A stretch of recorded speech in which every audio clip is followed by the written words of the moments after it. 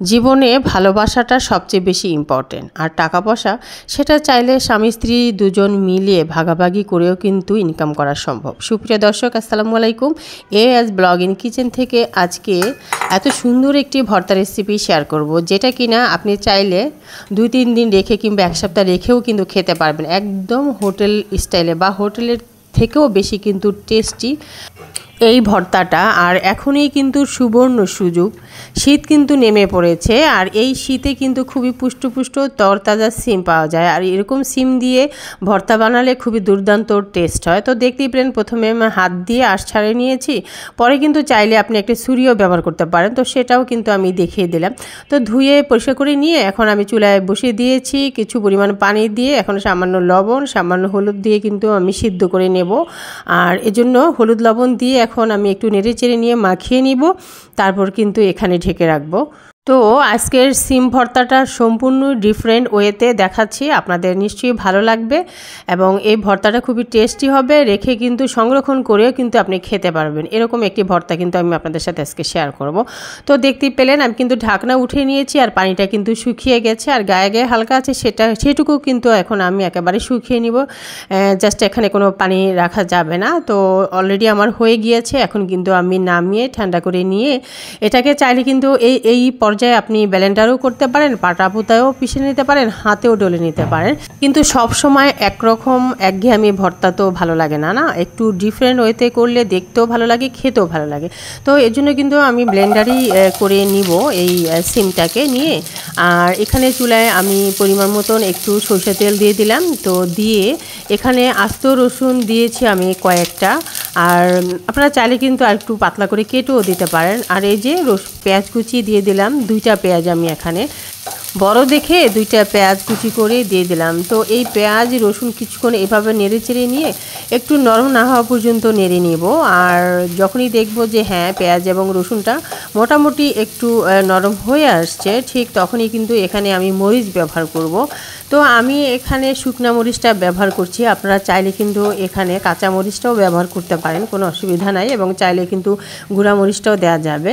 তো এখানে আমি শুকনা মরিচটাকে ছুরি দিয়ে ছোট ছোট করে কেটে দিয়ে দিচ্ছি আর কি, আমার পছন্দ মতো। আপনি চাইলে আপনার পছন্দ মতো কিন্তু এখানে মরিচটা ব্যবহার করতে পারেন। তো দিয়ে এখানে আমি আরও কিছুক্ষণ এইভাবে নেড়ে চেড়ে নিব, আর হালকা ব্রাউন কালার হওয়া পর্যন্ত এইভাবেই নেড়ে নিব।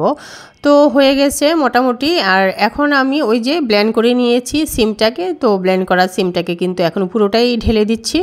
তো পুরোটা ঢেলে দিয়ে এখন ভালো করে কিন্তু স্প্যাচুলা দিয়ে নেড়ে চেড়ে নিব, ততক্ষণ পর্যন্তই নেড়ে নিব যতক্ষণ না পর্যন্ত এই ভর্তাটা পুরোপুরি একেবারে ঘন না হয়ে আসছে, এবং যখন দেখব যে প্যান থেকে উঠে যাচ্ছে, তো সেই পর্যন্ত কিন্তু নেড়ে নিতে হবে। যখন দেখব যে একবারে উঠে আসছে, তখনই বুঝে নিতে হবে যে ভর্তাটা মোটামুটি একবারে শেষের দিকে হয়ে গিয়েছে। আর ঠিক তখনই কিছু ধনিয়া পাতা কুচি করে দিয়ে দিতে হবে। তো এ পর্যায়ে এসে ধনিয়া পাতাটা দিলে এই ভর্তার স্বাদটা কিন্তু দ্বিগুণ বেড়ে যায়। তো আপনারা চাইলে স্কিপও করে নিতে পারেন, সেক্ষেত্রেও কিন্তু খুব একটা খারাপ লাগবে না, তবে ভর্তাটা দিলে টেস্টটা দ্বিগুণ বেড়ে যায়।